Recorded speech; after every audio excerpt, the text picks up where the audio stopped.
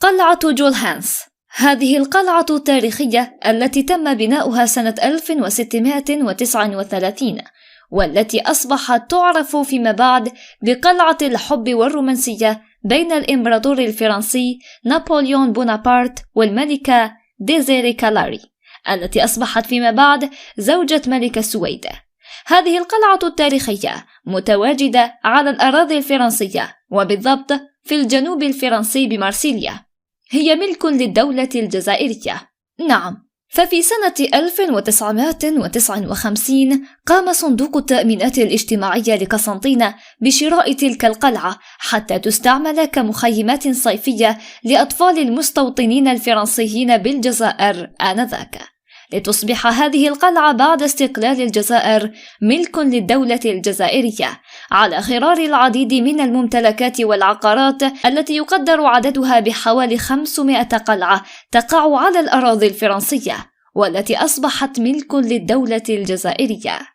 لكن بعض المسؤولين الجزائريين وخاصة في فترة حكم بوتفليقة نهبوا واستغلوا هذه الممتلكات ونسبوها إلى ممتلكاتهم الشخصية، لتقوم الجزائر الجديدة بقيادة الرئيس عبد المجيد تبون باسترجاع هذه الممتلكات والعقارات، وعلى رأسهم قلعة جولهانس أو كما تسمى بالفرنسية شاتو دو جولهانس، والتي يعود تاريخها إلى القرن السابع عشر وبالضبط إلى سنة 1639 والتي تبلغ قيمتها أكثر من 10 مليون أورو وتتربع على مساحة شاسعة تقدر ب317 هكتار وسط غابة كثيفة، كما تحتوي القلعة على كنيسة صغيرة.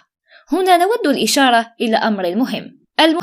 الممتلكات العقارية للدولة الجزائرية بالخارج تعتبر احتياط صرف أجنبي مهم، مثل العملات النقدية أو الذهب، حيث أن الدولة تلجأ إلى بيع أو رهن هذه الممتلكات وقت الحاجة بغية الحصول على العملة الصعبة، ومنه عدم استغلالها لا يعني أبدا عدم حاجة الدولة إليها. ختاما نود الإشارة إلى أن العقارات الجزائرية المستغلة في فرنسا ليست سوى مبنى السفارة العامة بباريس وبعض القنصليات، أما باقي العقارات التي لم تنهب بعد لا يتم استغلالها في أي نشاط، وكأن الطرف الجزائري آنذاك كان عديم البصيرة لتوظيف هذه العقارات في أنشطة من شأنها تحقيق دخل بالعملة الصعبة للخزينة العمومية. وعليه نود أن نسمع مستقبلا عن استثمارات حقيقية بهذه البنايات تدر الخير على الخزينة العمومية، أو على الأقل تستفيد بخدمة الجالية الجزائرية المغتربة بفرنسا.